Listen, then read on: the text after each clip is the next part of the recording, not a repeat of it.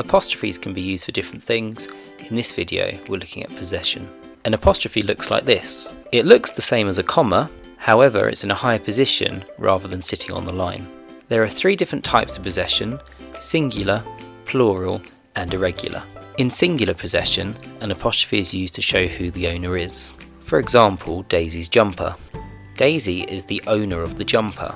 To show this, we need to add an apostrophe and an S after her name. The second example follows the same rule. The shop belongs to the baker, so it's the baker's shop.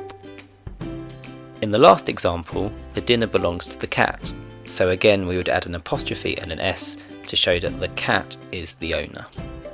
In plural possession, the apostrophe is used to show who the owners are. So in these examples, there are more than one owner.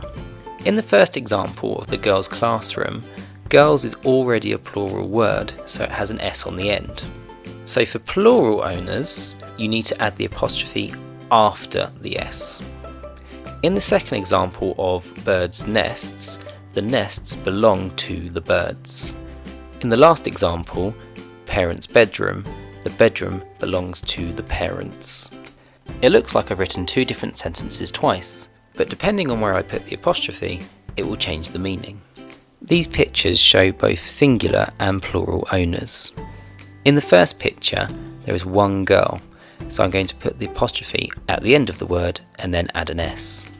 This time, there is more than one owner of the dog, so the apostrophe would go at the end of girls.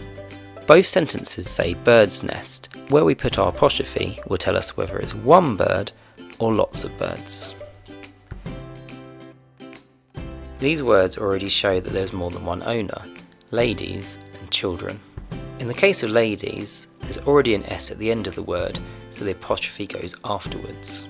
Children doesn't end in an S, so we'll need to add an apostrophe and an S onto the end. Now, can you write an example for singular possession, plural possession, and for a slightly harder challenge, irregular possession? Thanks for watching, keep practicing, and you may want to watch our video on apostrophes and contractions.